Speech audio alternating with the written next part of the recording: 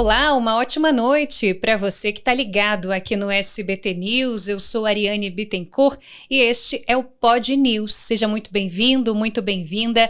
A partir de agora, a gente conversa sobre um assunto muito importante para todos nós, assunto que vai dominar este ano de 2026, que são justamente as eleições. O ano eleitoral chegou, muitas movimentações já acontecendo e é preciso que nós, enquanto eleitores, fiquemos atentos a muitos pontos. Muita coisa vai acontecer na capital federal e é por isso que a gente tem a alegria de receber um super convidado hoje aqui no Pod News. Está comigo o Criomar de Souza, ele que é analista de risco político e fundador e CEO da consultoria de análise de risco Dharma. Criomar, boa noite, bem-vindo. Boa noite, Ariane, é um prazer estar aqui com você, é um prazer poder dialogar com a audiência do SBT News e eu torço para que a conversa seja bastante ilustrativa e proveitosa. Vai ser uma aula, eu tenho certeza, vou aprender muito aqui hoje. Será recíproco, pode ter certeza disso. Vamos começar então, Criomar, falando um pouco sobre as expectativas, não é? Em 2025 a gente ouvia muitas movimentações, muitas coisas que já aconteciam e eram atribuídas ao ano pré-eleitoral. Chegamos no ano eleitoral, em outubro, teremos, portanto, essas eleições gerais. Então você aí que está nos acompanhando vai votar para escolher presidente, governador, 2/3 dos senadores, deputado federal, deputado estadual, no caso do Distrito Federal, distrital. Então tem muita gente para ser escolhida nesse mês de outubro e que vai definir, de certa forma, o rumo dos nossos municípios, estados e do país como um todo. O que a gente pode esperar na sua avaliação dessas eleições de 2026? Vai ser uma repetição do que a gente viu nas últimas eleições gerais, Criomar?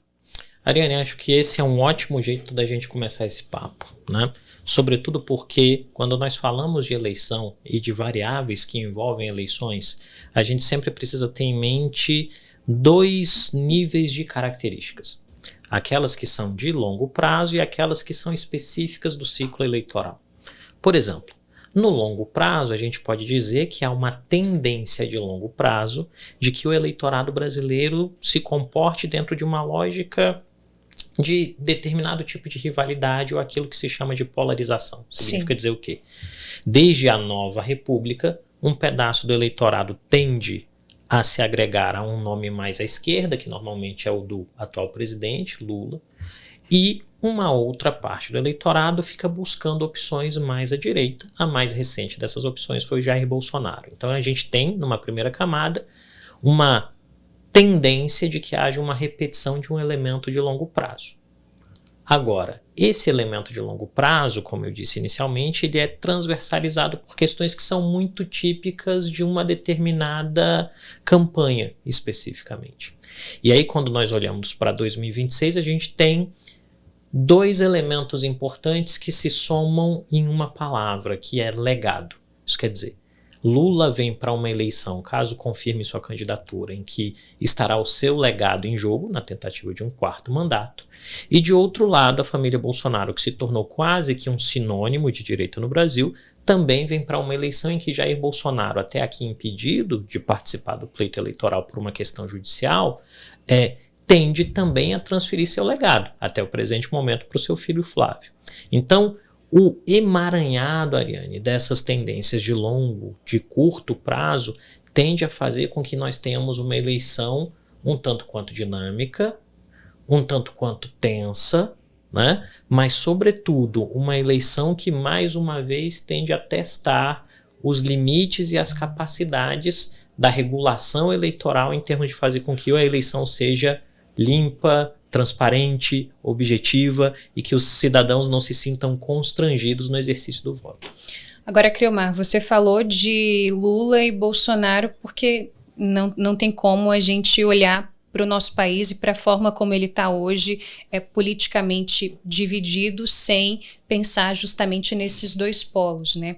Agora, você acha que para essa eleição deste ano, a gente vai ter eleitores que vão optar pelo presidente Lula porque acreditam que ele tem o melhor projeto de país e por isso merece ser reeleito, ou pelo ungido, pelo ex-presidente Jair Bolsonaro, acreditando de fato nisso também, ou que vai ser uma opção que pode perpassar por um menos pior, ou eu vou votar em um para evitar que o outro se mantenha ou volte a poder e vice-versa, e não necessariamente pela crença de que naquela escolha o eleitor de fato encontra ou imagina o melhor futuro para o país. Ariane, quantos minutos a gente tem de podcast mesmo? Né?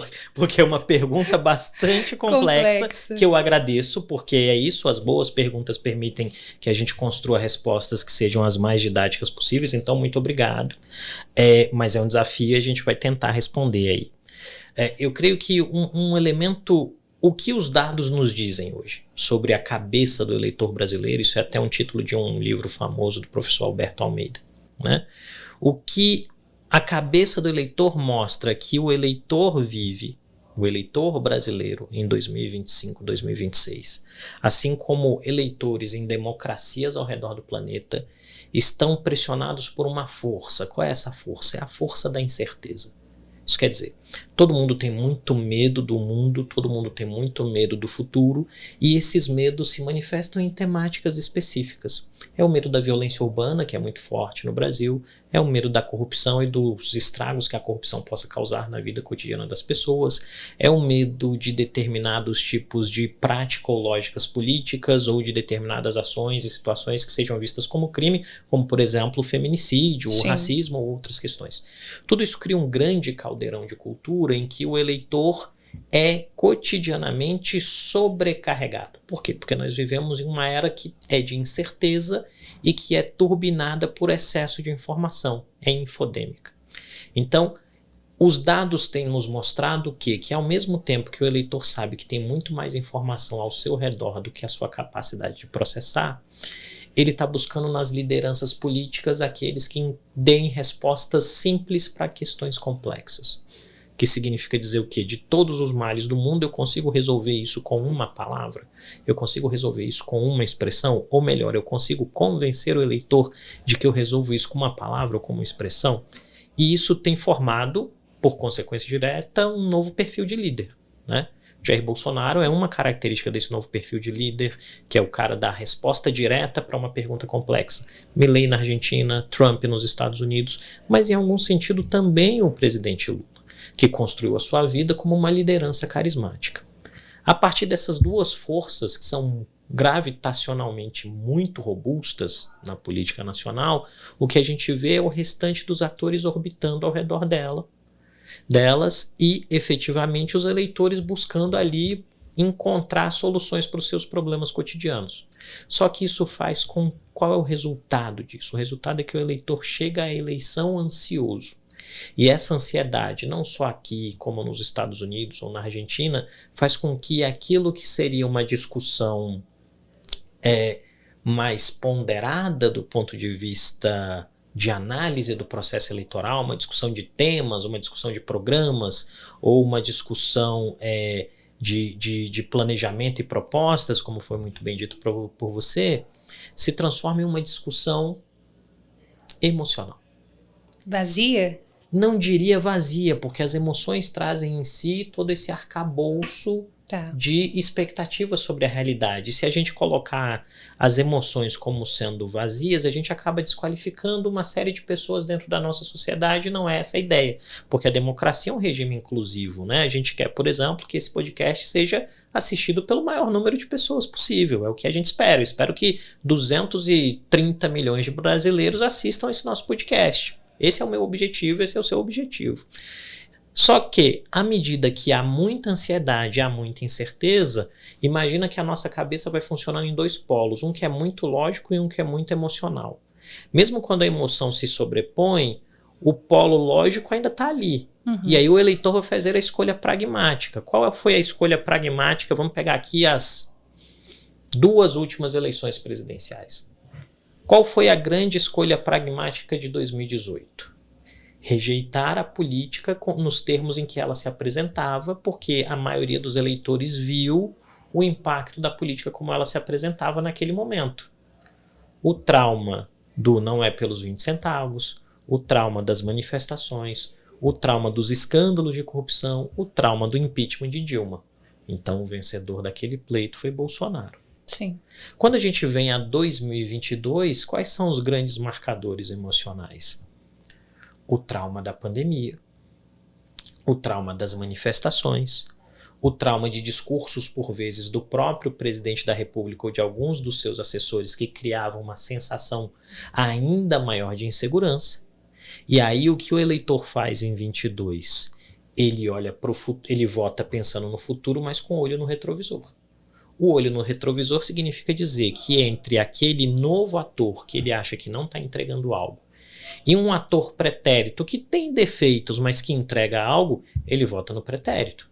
E aí a gente tem dois grandes nomes que renascem disso. Um é o próprio presidente Lula, que em uma jornada quase que digna de filme, né, sai da prisão para a presidência. E um outro caso que acontece 2 anos antes na eleição de municípios é o prefeito do Rio de Janeiro, Eduardo Paes, cuja carreira política parecia que tinha chegado ao final, e graças ao fato de que a escolha da cidade do Rio de Janeiro por um nome que tentava representar essa nova política, que era o Crivella, se mostrou ineficaz, Eduardo Paes renasce. Quais são as tendências que se colocam para 26 nesse sentido? É a gente pensar em que é uma eleição em que Lula pode se tornar o primeiro presidente 4 vezes eleito. E aí essa é uma grande diferença. Esse não é um país em que presidentes sejam normalmente eleitos, né? A nova república é um traço na história republicana brasileira. E a gente tem de outro lado uma direita que depois de muito tempo sem encontrar um determinado tom de ação, encontrou esse tom embaixo do guarda-chuva do Bolsonaro. A questão é, o guarda-chuva do Bolsonaro, com seus elementos positivos, que são carisma, mas com alguns elementos que são negativos, como os excessos, consegue convencer a maioria dos eleitores? Então o eleitor vai bombardeado por essas forças para a urna. E aí eu acho que o ano, né, melhor do que achar, eu acredito que o ano vai acabar sendo muito marcada por essas pressões do ponto de vista interno e, óbvio, tem questões que são externas também. Muito interessante. A gente percebe a complexidade, né, da coisa enquanto o Criomar vai falando, a gente vai rememorando, porque hoje em dia acontece tanta coisa e a gente é tão bombardeado de informação a todo tempo que o que aconteceu em 22 parece que foi muitíssimo tempo atrás. A gente já não lembra do que aconteceu em 18, não é? É isso. E as coisas vão nos atropelando, mas esse panorama é importante para a gente conseguir se situar. E eu quero aproveitar essa sua resposta para perguntar o seguinte: existe direita fora do bolsonarismo? E mais do que isso, na sua avaliação, há espaço para estas próximas eleições para uma terceira via, que voltando para 22, por exemplo, a gente viu querer de alguma forma aparecer, mas no fim das contas parece que não consegue ir muito adiante. Tem espaço? Tá. Ariane, você mais uma vez me brinda com perguntas que, se eu ainda fosse efetivamente apenas professor, eu ia ter que abrir um módulo na universidade para responder durante o semestre. Mas vamos avançando. Então, a sua primeira pergunta é: existe espaço para a direita fora do guarda-chuva do bolsonarismo? Eu acho que essa é uma pergunta que a direita está se fazendo hoje. Porque aqui a gente tem um elemento de base ou de contexto histórico que é muito importante. A direita brasileira sai da ditadura militar lá nos anos 80 com vergonha de se admitir direita. Esse é um dado, porque o regime fracassa nas suas entregas, do ponto de vista econômico, tudo aquilo que o regime autoritário se propôs a entregar como elemento de criação de consenso, ele fracassa, e se não tivesse fracassado não tinha acabado, isso é um dado. Ele fracassa e essa direita passa algum tempo com vergonha de dizer que é direita. Então, por exemplo, eu que sou bem mais velho que você, me lembro que nos anos 80 e nos anos 90, mesmo atores políticos de direita não diziam que eram de direita, diziam que eram de centro. Em algum momento, entre 2013 e 2016, a direita renasce por uma liderança improvável. Essa liderança é Bolsonaro e ela é improvável porque Bolsonaro não era um dos principais atores políticos do Brasil pré-2013. Qual é a característica dessa direita que renasce tendo Bolsonaro como sua grande criatura, mas também seu grande impulsionador? Que é uma direita que não tem vergonha de se admitir direita e que não tem pudor em partir para um embate. Isso quer dizer, é uma direita que é assertiva. O bolsonarismo, como motor dessa nova direita, ou locomotiva dessa nova direita, é uma direita que parte para o embate, parte para o enfrentamento. Se há excessos ou não nesse enfrentamento é algo que vai caber à justiça brasileira julgar, mas que quando a gente olha, por exemplo, as redes sociais ou os debates das pessoas nas ruas, isso também vira um elemento de disputa mais emocional do que racional. Pois bem, com a saída de Bolsonaro do jogo, qual é o dilema que fica? Eu, que sou de direita, tenho votos para nacionalmente me colocar como um nome fora do bolsonarismo, ou eu, como sendo direita, devo ficar aonde está esse determinado cobertor de segurança e funcionar dentro dessa determinada regra. Esse é um dilema que vai estar na cabeça de Tarcísio de Freitas, de Ratinho Júnior, de Ronaldo Caiado, de qualquer nome que não seja bolsonarista, porque aí para o bolsonarismo é a família Bolsonaro. Sim. Né? Qualquer nome que não esteja aí vai estar nesse dilema, tem que atravessar uma avenida. Eu consigo chegar vivo do outro lado da avenida? Porque a eleição é um rolo compressor. O que a gente tem visto até o presente momento? Que a maioria desses atores até aqui prefere não se arriscar. Ninguém quer tomar chuva ou ninguém quer tomar sol. Por quê? Porque o terreno fora do bolsonarismo você não tem a garantia. Vamos trabalhar aqui com um dado que eu acho bastante razoável. O bolsonarismo representa 12% do eleitorado. Significa dizer que se você está em uma corrida nacional e se você tem um apoio explícito do Bolsonaro, você vai ter mais ou menos 2 dígitos, não importa onde você estiver. Esses 2 dígitos te colocam numa posição respeitável. Sem Bolsonaro, o dilema é como eu faço para ser conhecido nacionalmente. Que é dizer, pegue-se um nome como Ronaldo Caiado, governador de Goiás, Ratinho Júnior do Paraná, Tarcísio de Freitas de São Paulo, o Zema. Pega esses nomes e distribui esses caras em mercados municipais de outras regiões do país que não sejam as suas regiões de origem. Provavelmente eles vão conseguir fazer a feira sem nenhum tipo de incômodo. Por quê? Porque eles não são figuras de projeção nacional. E eu acho que isso está apertando o cálculo ou a análise do risco eleitoral para uma série de figuras partidárias. E aí o que a gente tem visto é que para muitos partidos de direita, com exceção do bolsonarismo, porque tem a chancela explícita de Jair na figura de Flávio até aqui, ou na figura de Michele Bolsonaro, ou de qualquer membro da família, o cálculo começa a ir para uma direção do Congresso. Isso quer dizer, eu estou preocupado com a eleição para deputado, porque é de onde o dinheiro vem, e eu estou preocupado na eleição para o Senado, porque é de onde eu posso criar constrangimentos para outros atores. E aí isso responde em algum sentido também, ou leva a gente para uma hipótese de que para qualquer candidato à direita que queira navegar fora do bolsonarismo vai ser uma tarefa muito arriscada.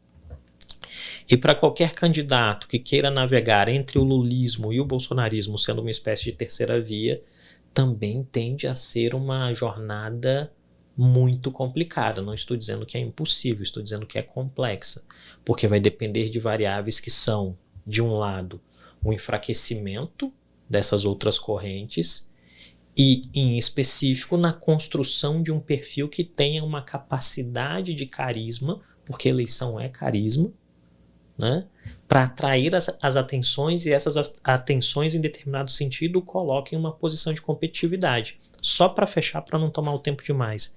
Repare no tempo, fazendo aí uma digressão das eleições de 2002 para cá, como uma série de nomes potencialmente muito interessantes que foram se colocando como nome de terceira via foram sendo extirpados do jogo político. Marina Silva, Ciro Gomes, eu acho que são os mais característicos. Por quê?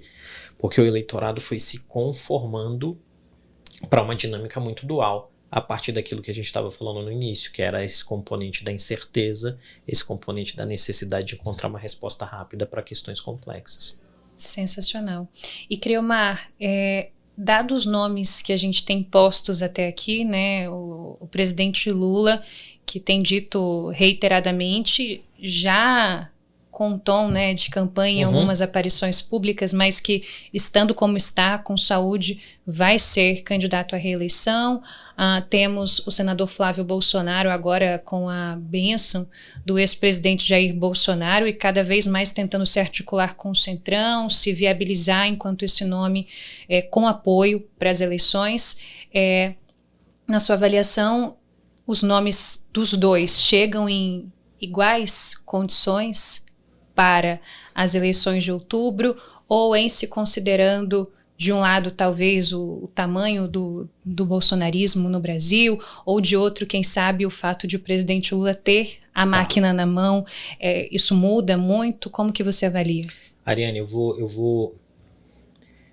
vou buscar uma resposta que não necessariamente vai usar a mesma terminologia da pergunta, se me permite, claro. Mas eu vou trabalhar com a ideia de camadas. Perfeito.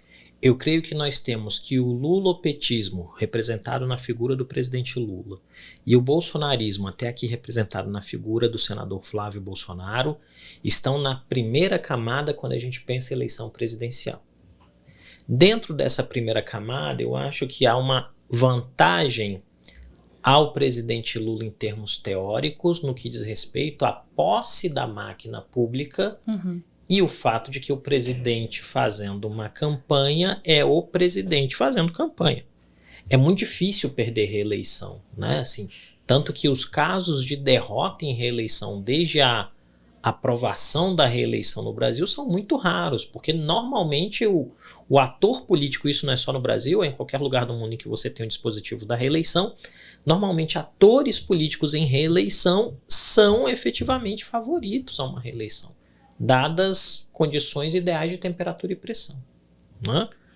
O presidente Lula, que teve um momento muito ruim no início de 2025, tem um grande senão, né? Qual é o grande senão? O grande senão é o nível de popularidade que o governo vai ter no momento em que o indivíduo for colocado, bater o dedinho na urna eletrônica. Essa popularidade vai estar regulada por quê? Por temas que o governo tem algum controle, como a questão da gestão da política econômica, mas em temas que o governo depende de outros atores, como segurança pública, em que as proposições legais do governo precisam de um Congresso que tenha boa vontade para aprovar um texto que esteja próximo daquilo que o governo deseja. Quando a gente vai de outro lado ao senador Flávio Bolsonaro, partindo do princípio de que ele será candidato até o final, qual é a grande vantagem do senador Flávio Bolsonaro? O fato de carregar o nome de Jair Bolsonaro, que é, dentro da história política recente da Nova República, o grande fenômeno político eleitoral, porque Lula é um fenômeno da transição da ditadura para a República. Mas, para a Nova República, Bolsonaro é um fenômeno recente. Na história recente, Bolsonaro é um grande fenômeno. E Flávio tem isso como uma grande vantagem. Esta grande vantagem traz em si uma desvantagem. E aí é o dilema dos paradoxos na interpretação da política. Por quê? Porque ao mesmo passo que Bolsonaro se torna uma figura famosa pelo histrionismo, pelo enfrentamento e algumas vezes por abraçar percepções muito peculiares da realidade, isso é o suficiente para chegar num segundo turno. Mas, de acordo com a experiência de 22, não é suficiente para vencer alguém como Lula. Então o Flávio tem que fazer um caminhar em uma linha muito tênue, em que ele não desagrade os eleitores do pai, mas ao mesmo tempo seja capaz de mostrar para eleitores que não são atavicamente vinculados ao Lula, de que ele é uma opção normal. Você acha que os dois, Flávio e Lula, têm a capacidade de absorver eleitores que não são propriamente alinhados ao petismo ou ao bolsonarismo? Eu creio que ambos sabem que precisam disso para vencer a eleição. Tá. As estratégias para construir isso, eu creio que são distintas em um elemento e similares em outro. No caso do presidente Lula, para ele o importante é estar em uma posição em que sejam realçados cotidianamente aquilo que a gente possa chamar de distorções ou excessos do bolsonarismo. Aqui vou trabalhar com exemplos históricos para não parecer que há um enviesamento ou algo do gênero. Ações como aquela realizada pela ex-deputada federal Carla Zambelli de perseguir alguém com uma arma de fogo no dia da eleição é tudo que o Lula precisa. Porque ele diz, olha, eu tenho um monte de defeitos e não estou dizendo que não tenho defeitos, mas não votar em mim é votar nisso. E aí funcionou em 22 e pode funcionar em 26. Nesse sentido, muito possivelmente para um estrategista do presidente Lula, o melhor do cenário seria a candidatura do próprio Jair Bolsonaro. Porque aí, em algum sentido, como me disse uma vez um interlocutor aqui em Brasília, que é bastante inserido no mundo político, aí é ganhar jogando parado. Agora, de outro lado, quando você vai ao senador Flávio Bolsonaro e do ponto de vista discursivo ele tem tentado fazer esse ensaio, qual é o caminho? O caminho para ele é tentar dizer, olha, o que mais abomina aqueles que têm resistências em votar no PT, por exemplo? Basicamente 2 temas, né? Corrupção e insegurança pública. E aí o Flávio pode tentar dizer, olha, tá vendo? Olha o que eles fazem. Ele vai tentar navegar por aí. Qual é o problema para o eleitor olhando essas 2 estratégias diferentes para atrair o moderado? É que o eleitor que não esteja atavicamente ligado do ponto de vista emocional um ao outro, vai ser um eleitor que potencialmente vai desconfiar dos 2. E ao desconfiar dos 2, a escolha vai para um outro nível de pragmatismo. Que é efetivamente dizer qual dos 2 me gera menos risco. E aí a gente tem na estatística alguns dados que são interessantes. Por exemplo, homens brancos tendem a votar mais à direita. Homens menos brancos tendem a votar na direita, mas num nível menor. Mulheres, tanto mais brancas quanto menos brancas, tendem a votar em candidatos mais progressistas. E aí o que vai acontecer é qual é a capacidade que ambos ou outros candidatos tenham de encontrar os gatilhos retóricos que atraiam esses grupos. Por exemplo, com o que a gente tem até aqui, Lula tem feito sinalizações de que atuar contrariamente ao feminicídio vai ser uma bandeira. Então isso é feito já mirando essa métrica de que mulheres tendem a votar em progressistas. De outro lado, Flávio Bolsonaro tem feito movimentos em falar que vai anunciar muito cedo seu potencial ministro da Economia, no sentido de dizer que esse eleitor dele, ou o eleitor que potencialmente possa ir para ele, tem essa preocupação. Então essas modulações, Ariane, vão efetivamente dar o tom da campanha.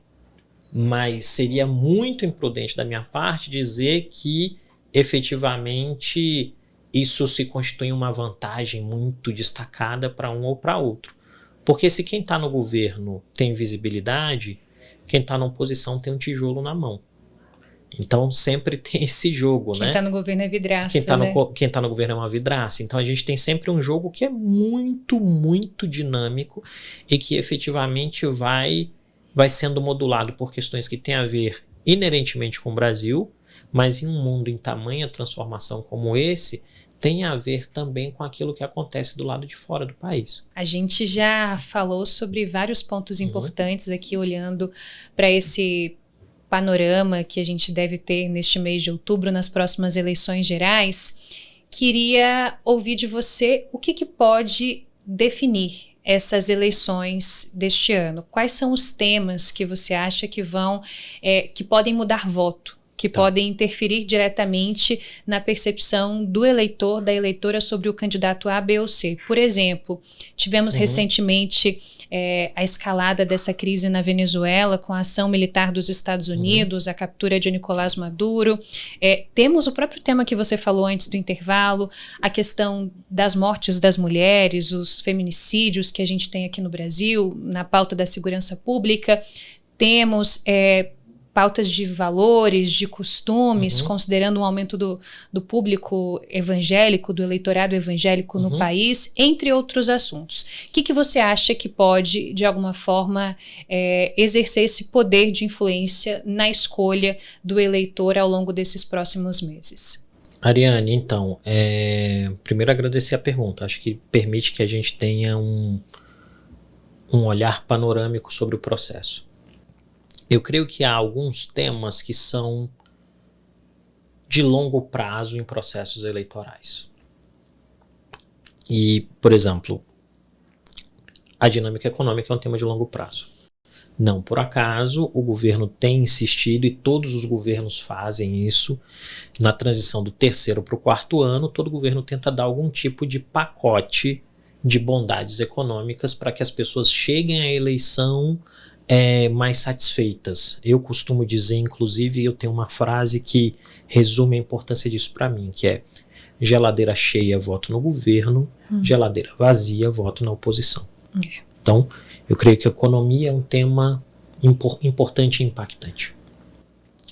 Só que a cada eleição, para além da economia, outros temas podem surgir.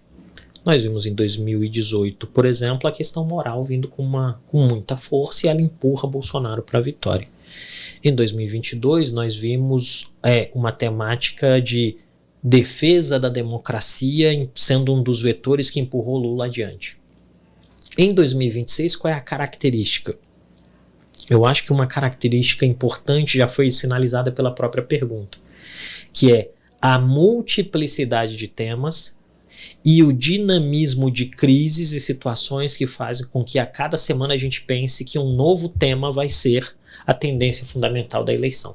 E aqui, se você me permite, eu vou fazer uma digressão breve sobre o ano de 25. No início do ano de 25, se você perguntasse, as pessoas diriam: não, o tema da eleição vai ser corrupção. Por quê? Porque nós tínhamos vivido os escândalos do INSS. Perfeito.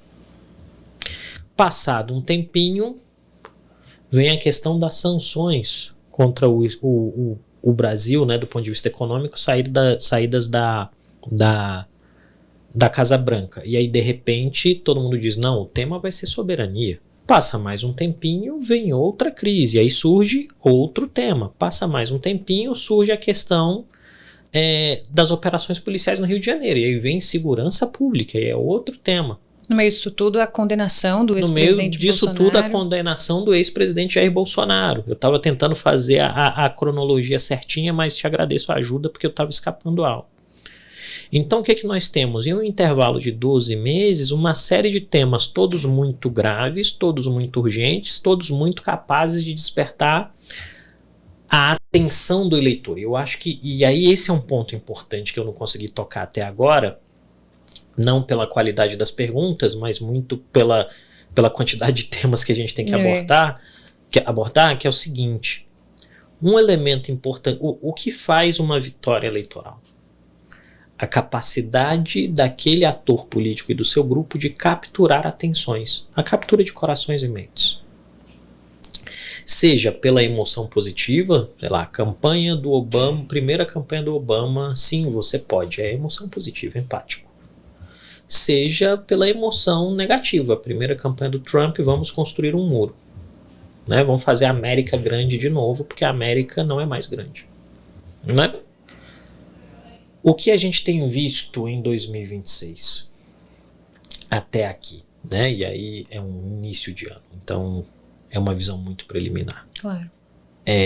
Nós temos visto que, ao mesmo passo que as emoções negativas não promovem tanta atração quanto promoveram, sei lá, no ciclo eleitoral de 2018, as emoções positivas não promovem tanto engajamento como promoveram no ciclo eleitoral de 2002. Então, qual é o marcador do processo eleitoral até aqui e que potencialmente pode se repetir até o dia 30 de outubro e ao mês de novembro? É que a gente tenha uma espiral de temas concorrendo pelas atenções do eleitor, e essa espiral concorrencial seja agravada por outros elementos, como, por exemplo, o uso massivo de inteligência artificial. Ótimo ponto. Né?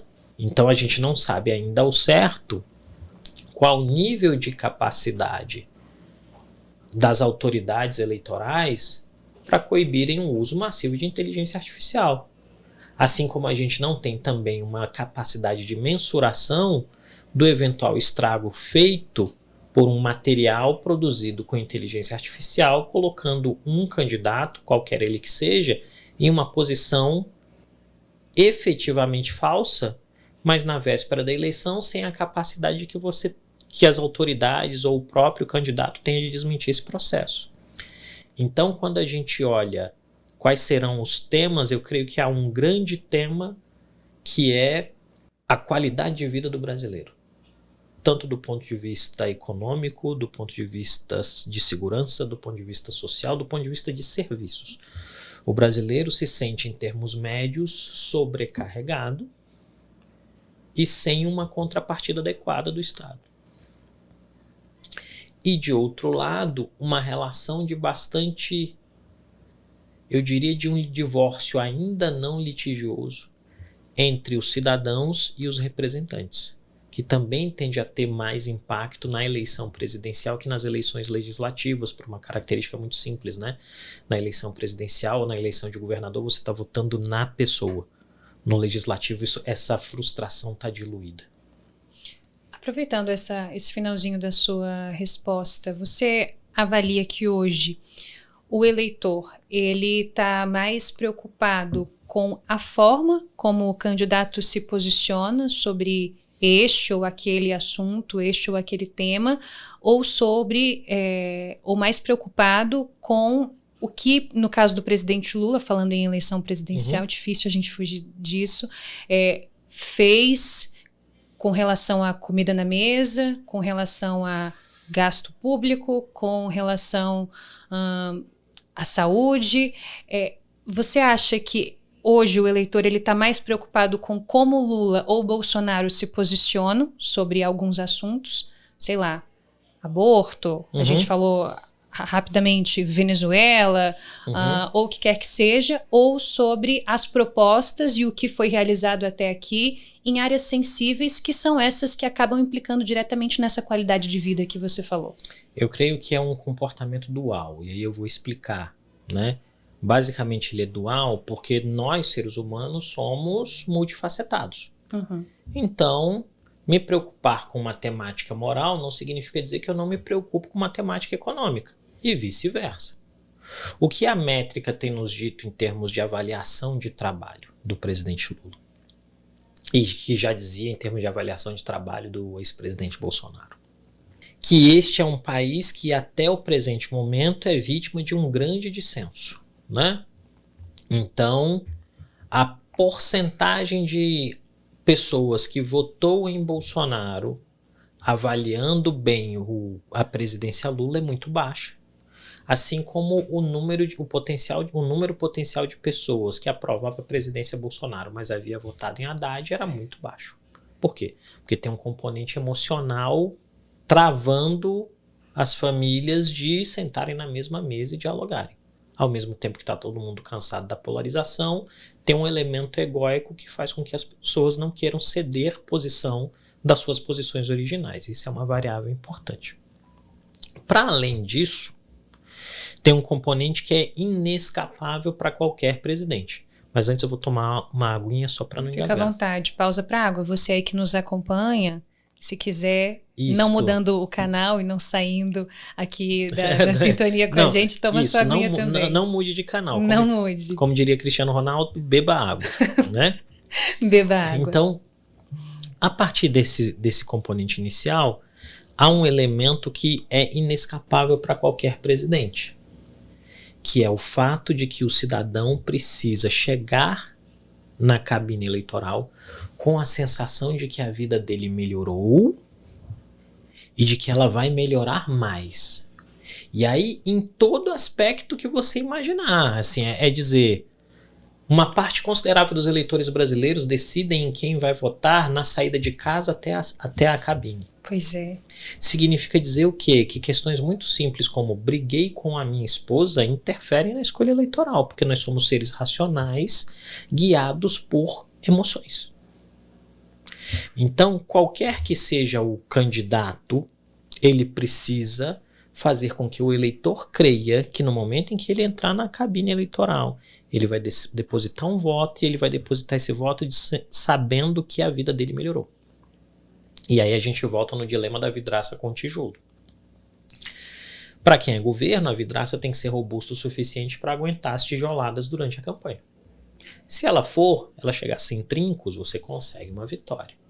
Agora, para quem é oposição, o importante é que o braço seja forte o suficiente e que o tijolo não esteja molhado se for aqueles tijolinhos crus. Porque se tiver, só vai sujar, mas não vai quebrar. Então, quando a gente olha essa dinâmica, a perspectiva que mais me... Não a perspectiva, né? O componente que mais me chama a atenção para observar de agora até o processo eleitoral é como os humores eleitorais vão se alterar. Porque se os humores eleitorais e a percepção de uma continuidade forem negativos, não importa o que você faça, não vai adiantar. Vamos lembrar aqui, a presidência Bolsonaro, que é o primeiro presidente que perde uma reeleição, né? Bolsonaro joga dinheiro de helicóptero na sociedade brasileira.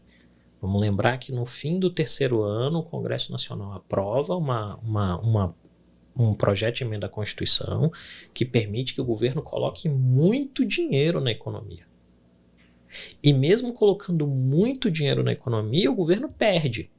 E aí alguém pode fazer o contra-argumento, mas perdeu por pouco. Gente, não importa o tamanho da derrota. O importante é que com a derrota você não tem mandato. E político sem mandato não serve para nada.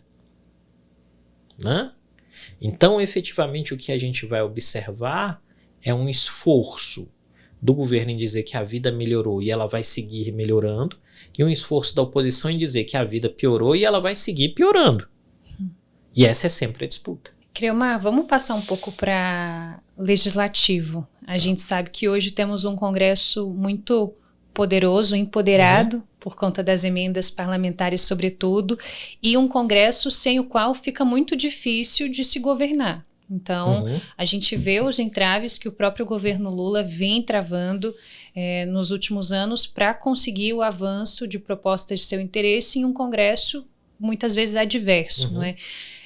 Teremos a oportunidade de escolher deputados federais, 2/3 dos senadores, e a gente nota que tem um interesse especial dos partidos pelo Senado. Sim. Queria te ouvir sobre a razão disso e sobre o motivo pelo qual a gente também precisa estar muito atento e fazer escolhas muito conscientes pensando no Congresso. Eu creio que quando a gente faz essa panorâmica sobre o Legislativo, o primeiro elemento importante é o Legislativo talvez seja o grande vencedor da crise política de 2013 para cá. Porque presidentes caíram, presidentes foram não reeleitos, mas o Congresso só ganhou poder. E o Congresso não só ganhou poder, como ganhou um tripé de blindagem. O Congresso hoje tem um fundo partidário que é grande, um fundo eleitoral que é grande, e as emendas parlamentares que são, em algum sentido, o que o governo federal tem para fazer o PAC. Então, estar no legislativo é um excelente negócio para o sistema político partidário. Não por acaso as lideranças partidárias preferem gastar dinheiro na eleição do legislativo do que na eleição para a presidência da República, porque a presidência é a instituição presidência da República é a grande derrotada da crise de 2013 até aqui. Isto dito, a gente precisa observar como o STF vai reagir à questão das emendas parlamentares. Isso quer dizer, o STF vai dizer que elas são inconstitucionais, o STF vai ficar no meio caminho dizendo, olha, o que passou, passou, mas daqui a gente vai ter que fazer um ajuste, ou o STF vai fingir que não é com ele. Ninguém tem essa clareza ainda. A gente sabe que tem uma posição expressa do ministro Flávio Dino de tendencialmente dizer que é inconstitucional, mas sabe que ele é fruto de pressão enorme do Legislativo e de alguns dos pares. E aí vem um ponto fundamental para chegar na sua resposta na questão do Senado. Por que aos partidos políticos interessa tanto o Senado? Né?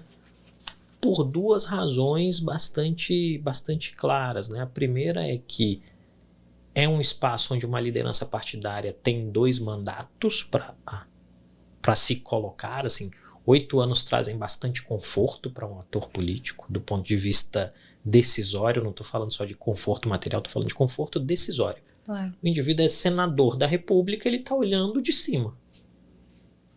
E um outro componente daí derivado, que é o embate que tende a ser cada vez mais duro do Legislativo com o Supremo Tribunal Federal.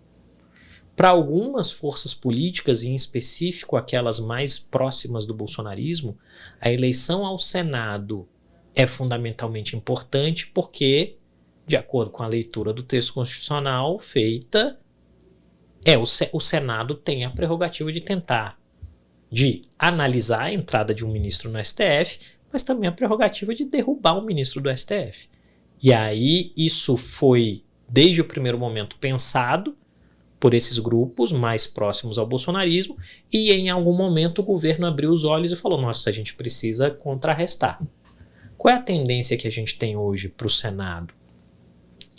Ao que parece, nós teremos muitos ex-governadores sendo candidatos, e isso acaba sendo sempre bom em termos de seniorização do debate, porque aí você tem alguns quadros bastante interessantes que podem entrar no Senado Federal, e você vai ter um componente de disputa muito aberta que vai estar espelhado com a própria corrida à presidência da República e aos governos dos estados. Criomar, você deu spoiler no começo, pouco tempo para muita coisa para a gente conversar aqui. Verdade. Já fica o convite para você voltar para a gente completar essa conversa. Mas antes, uma última pergunta para quem está nos assistindo, para mim, para todos nós eleitores. O que a gente precisa estar mais atento para fazer boas escolhas, já que a gente tem um tempo ainda para conhecer melhor quem são essas pessoas que se colocam, para que possamos votar nelas, o que elas propõem, o que elas podem reservar para os próximos anos, o que a gente não pode deixar passar? Eu creio que para o eleitor, em termos gerais, e para o cidadão, em termos específicos, o elemento mais importante é tentar diminuir o ruído na cabeça. E eu creio que esse é um elemento que tem chamado muito a minha atenção, que é, nós somos tão sobrecarregados por informações o tempo todo, que efetivamente a gente acaba perdendo a capacidade de discernir aquilo que são os nossos interesses daquilo que são interesses outros. E aí vem a pergunta, né, como construir isso? Eu creio que o caminho para a construção disto é lidar com o diferente, lidar com o contraditório, a partir da ideia de que democracia é exercício do contraditório também, mas fazer alguma autocrítica, né? E talvez a grande dificuldade da sociedade brasileira e de sociedades democráticas ao redor do planeta hoje seja uma grande dificuldade de fazer autocrítica, tanto em âmbito individual quanto em aspecto coletivo. Que maravilha! Olha, muito obrigada, viu, a você que nos acompanhou por esse tempo em mais essa edição do Pod News, mais um agradecimento especial a você, Criomar de Souza, o Criomar que é analista de risco político, fundador, CEO da consultoria de análise de risco da Arma, concedeu essa gentileza dessa conversa com a gente hoje. Muito obrigada, Criomar, até a próxima. Obrigado, Ariane, foi um prazer conversar contigo e espero que a audiência aprecie o nosso papo. É isso aí. Muito obrigada a você pelo carinho do seu tempo, da sua companhia. Uma excelente noite de sábado e até a próxima, hein? SBT News, o fato como ele é.